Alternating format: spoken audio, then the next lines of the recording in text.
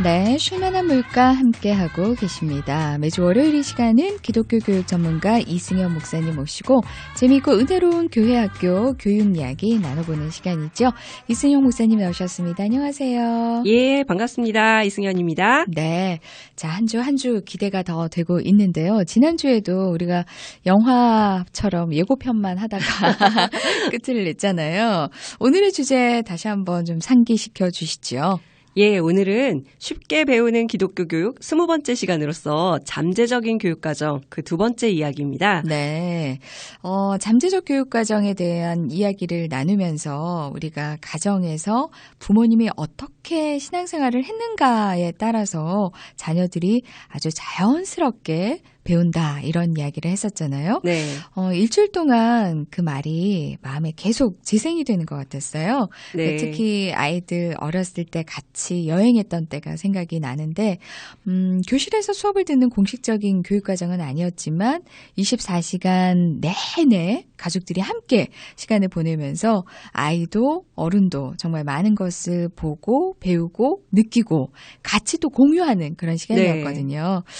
그러면서 이 모든 시간들이 우리에게는 히든 커리큘럼이었구나 이런 생각이 들었고 지금 제 아이들이 자라면서 그때 다녔던 그 여행들이 엄청난 파급력으로 다가오는 것 같더라고요. 네, 맞습니다. 교육은 공식적인 교육과정으로만 이렇게 수업하는 듯이 그렇게 이루어지지 않고요. 네. 오히려 공식적인 교육과정을 잠재적인 교육과정이 촘촘하게 둘러싸고 있을 때 더 효과적으로 교육이 일어나죠. 네. 그래서 오늘날 교육에 있어서 이 잠재적인 교육과정에 대한 연구들 그리고 공식적인 교육과정과의 상관관계 이런 연구가 활발하게 일어나고 있습니다. 네. 이 두 과정은 동전의 양면과 같거든요. 동전이 한쪽 면만으로는 동전일 수 없는 것처럼 교육과정도 이 두 측면이 다 있어야 합니다. 그리고 공식적인 교육과정이 완벽하다, 퍼펙트하다고 생각한다 할지라도 네. 잠재적 교육과정이 불충분하거나 오류가 있으면 아무래도 교육이 이게 인지 부조화라 그러죠. 배운 것 따로 실천하는 것 따로가 될 수가 있고 힘들어집니다. 네. 그런 과정들이 사실은 항상 해마다 교육 정책들에서도 나타나는 것 같고요. 네. 네. 누군가에게는 유리할 수 있지만 누군가에게는 또 피해가 갈 수 있는 그러니까 완벽한 교육 과정도 없는 것 같고 그 완벽하다 하더라도 사실은 실천 과정에서 오류가 좀 많이 발생하는 것 같아요. 그러니까 엄마가 말로는 막 사랑을 이야기하고 사랑에 대해서 사랑은 이런 거야 하고 알려주기는 하지만 정작 행동이나 분위기로 아이를 사랑해 주지 않는다면 사랑이 진짜 뭔지 아이가 잘 알지도 못할 뿐만 아니라 사랑에 대한 교육도 일어날 수 없다. 이런 말씀처럼 들리네요. 네, 좋은 예입니다. 사실 교회나 가정에서 그리고 학교와 사회에서 이런 일들이 많이 있습니다. 인지 부조화. 특히 오늘은 교회에 대한 이야기를 좀 하고 싶은데요. 네네. 제가 처음에 쉽게 배우는 기독교 교육 이야기 시작하면서 두 번째 시간에 신앙의 놀이동산 얘기를 했어요. 네네. 신앙의 놀이동산을 만들었으면 좋겠다. 그렇죠. 네네. 그만큼 교육에 대해서 기독교 교육에 대해서 우리가 원룸처럼 좁게 생각해 왔거든요. 네. 그래서 이제는 교육 목회 차원에서 우리를 둘러싼 모든 환경이나 활동을 다 기독교 교육 차원에서 기독교 교육적인 관점에서 바라볼 필요가 있다라는 얘기를 했습니다. 네, 기억하시죠? 그럼요. 놀이동산이기 때문에 기억이 나죠.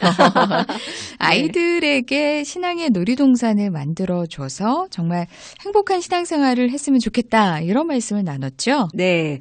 여전히 안타깝게도 많은 교회가 그렇게 하지 못하고 있어요. 네. 요즘 코로나19 사태로 가장 직격탄을 맞은 부서가 교회 학교고요. 그렇죠.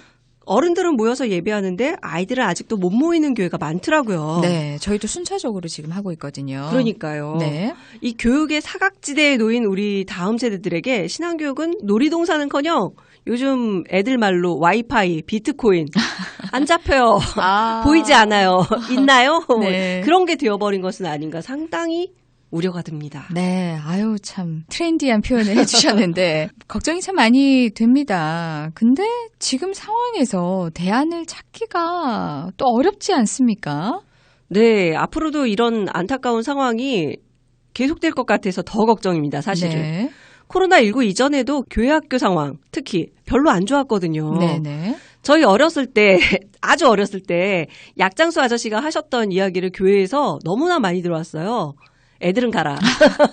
애들은 가. 아, 교회 안에서. 네. 네. 애들과 어른을 분리해서 보는 경향이 교회에 너무나 만연해 있어서 이 틀을 깨지 않으면 신앙교육은 요원한 일이라고 제가 여러 번 강조했어요. 그렇죠. 네. 예. 교육 목회, 제가 교육 목회라는 말을 강조하는 것도요. 교회 생활 전체가 교육과정이라는 것을 강조하기 위한 거예요.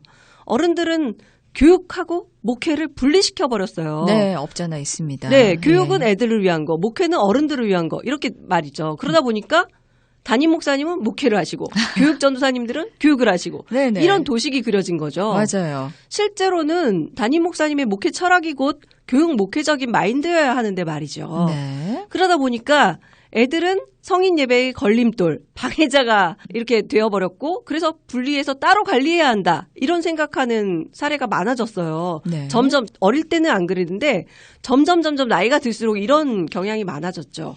어른 예배 드리는데 아이 하나가 뛰어 들어오면 부목사님들이 난리가 나는 듯이 연행을 하십니다. 아, 방해가 그렇죠. 되면 안 된다는 거예요. 네. 그리고 주일에도 애들 예배가 먼저 끝나면 큰일 납니다. 왜냐하면 대환장 파티가 되죠. 애들이 끝나고 나서 어른 예배 장소로 난입하시면 안 되니까요. 아, 그러니까요. 네. 예, 물론 예배는 경건해야 하지만 애들을 배제하고 어른과 아이를 분리하는 이런 이분법적인 사고 방식이 문제라는 거죠. 네. 정확한 지적인데 어느새 만연해 있고 팽배해진 현실이에요. 네. 특히 교육관이 아예 건물이 따로 있는 경우도 있어서 본당에서는 아이들을 본 적이 없는 경우도 그렇죠. 그런 시간도 많이 있는 것 같거든요. 네. 근데 제 어릴 때 기억을 떠올려 보면 어른 아이 구분해서 뭐 이렇게 오라고 하진 않았거든요. 부흥회 같은 경우에도 다 같이 참석을 하고 그죠. 교회 생활을 했던 것 같은데 요즘은 정말 어른 아이 구분해서 각자 신앙생활을 하는 것 같아요.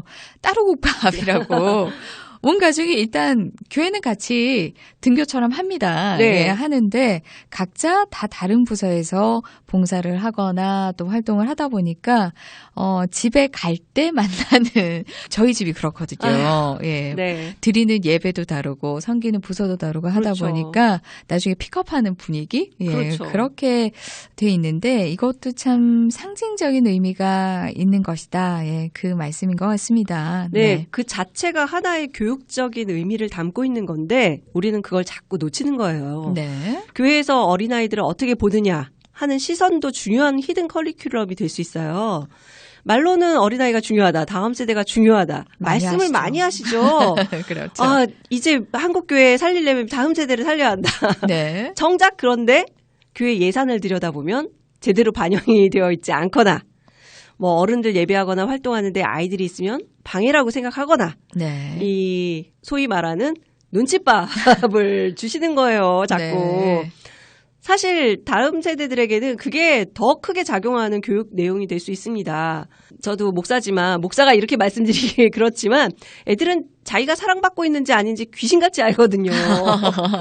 그래요. 네. 더 이상의 표현이 없으니까 네. 잘 알죠. 특히 어리면 어릴수록 누가 자기를 좋아하고 누가 자기를 싫어하는지 아이들이 정말 말하지 않아도 잘 알거든요. 그렇죠.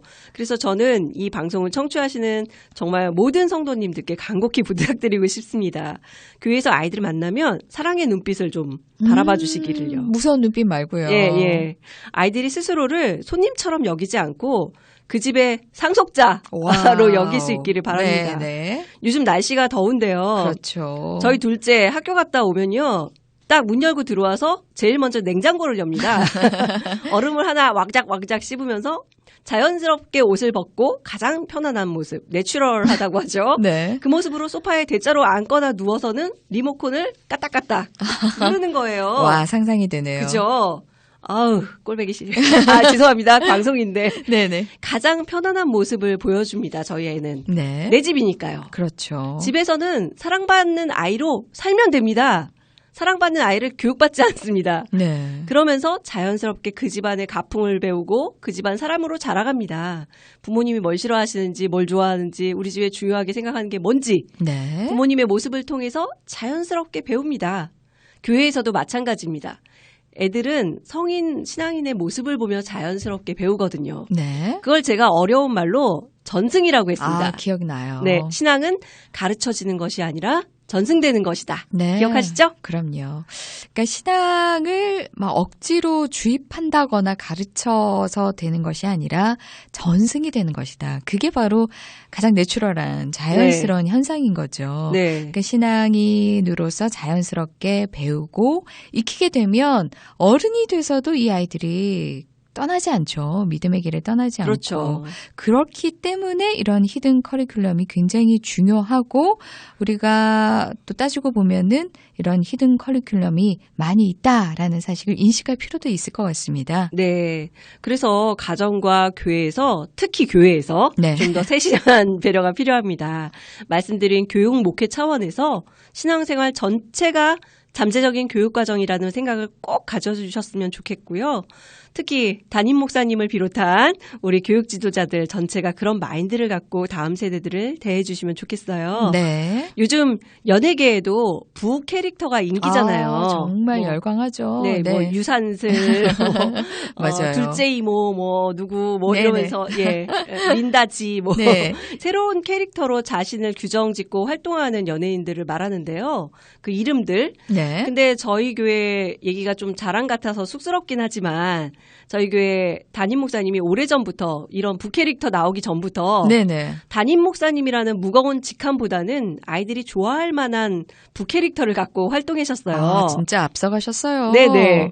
다음 세대를 사랑하는 그분을 전하는 홍 목사. 그래서 분홍 목사. 아, 저는 그냥 핑크 옷을 입으셔서 분홍 목사인 줄 알았는데 여기에 이렇게 네. 깊은 뜻이 있었네요. 네, 다음 세대를 사랑하는 분 예수님이잖아요. 네네. 그분을 전하는 홍 목사. 아하. 그래서 분홍 목사. 예, 분홍 옷을 입고 본인 얘기로는 반백살에 이러고 다니면 정말 자기도 창피하다고. 즐기시는 거 아닌가요? 아, 쑥스러움이 많은 나이시라고.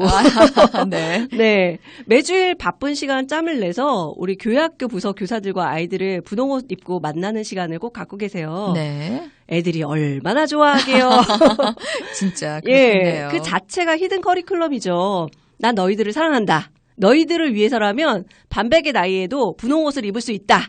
이렇게 보여주시면서 교회학교 분위기 네. 보여주시는 거죠. 완전 신납니다. 네. 안 그래도 제가 그 분홍 목사님 프로필 사진을 보니까 아이들이 거의 뭐 겹쳐서 들어 눕듯이 해서 그 사이에 누가 목사님이고 누가 아이인지 모를 정도의 그런 분위기가 형성이 되더라고요. 네. 그러니까 옷 하나, 눈빛 하나가 다 잠재적 교육 과정이고 교육 목회라는 말 자체가 신앙생활 전체가 교육 과정이다라는 것을 보여주는 그런 말이라고 생각이 드네요. 네. 그리고 또 꼭 옷을 바꿔 입지 않아도요. 네네. 사실 우리 담임 목사님들이 주일에 주로 어디를 방문하시는가, 어디에 머무시는가 하는 것도 사실은 잠재적 커리큘럼이라고 할 수 있어요. 그러네요. 목사님들이 주일에 설교 준비하시고 여러모로 바쁘시죠. 그렇죠. 뭐 회의도 많으시고 매우 하니까. 매우 바쁘시죠. 네. 근데 매우 바쁘신데 다음 세대 부서에 가셔서 애들 한번 둘러보시고 수고하는 교사들 축복 기도도 해주시고 그러면 얼마나 좋아하시겠어요. 맞아요. 아, 우리 목사님의 마음은 여기에 와 계시구나. 네. 이렇게 생각하면 교사들도 정말 신이 나서 헌신할 거고요. 그래서 기독교 교육적인 목회는 어려운 게 아닙니다. 네. 이렇게 한 번 더 발걸음 해주시고 그리고 관심 가져주시고 그게 다 메시지고 히든 커리큘럼이고 그렇게 할 때 또 한국교회가 바뀌지 않을까 생각합니다. 네. 정말 이 방송을 많은 우리 목사님들 그리고 또 담임 목사님이 되실 분들도 네. 뿐만 아니라 모든 성도님들이 마찬가지죠. 아까 네. 말씀하신 것처럼 사랑의 눈빛을 쏘는 것만 네. 해도 분명히 좋은 영향이 미쳐질 거라고 생각이 들거든요. 네. 작은 것 하나부터 바꿔보자는 말씀. 그러나 쉽지는 않습니다. 어렵지만 그래도 포기할 수는 없겠죠. 네. 방송을 들으시는 우리 목사님들부터 엄마, 아빠 모든 분들이 보이지 않는 커리큘럼, 보이지 않지만 강한 강력한 힘이 있는 이 잠재적 교육, 히든 커리큘럼을 한번 실천해 보면 좋을 것 같습니다. 당장 right now 지금부터 네. 한번 시작을 해보시면 좋을 것 같아요. 네. 자, 지금까지 쉽게 배우는 기독교 교육 이야기 오늘 20번째 시간으로 잠재적 교육과정 그 두 번째 교육 목회 이야기를 함께 나눴습니다. 이승연 목사님이었습니다. 고맙습니다. 감사합니다.